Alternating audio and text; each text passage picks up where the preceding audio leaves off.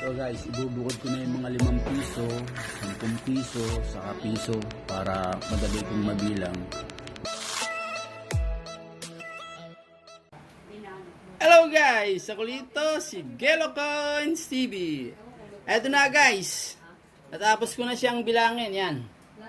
Bawat isang hilera niyan, 50 pesos. Bali ilan siya? 50, 1, 2, 3, 4, 5, 6, 7, 8, 9, 10, 10 hilera guys.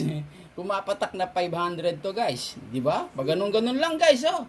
Yung 25 centavo ko, naipon ko 500 pesos.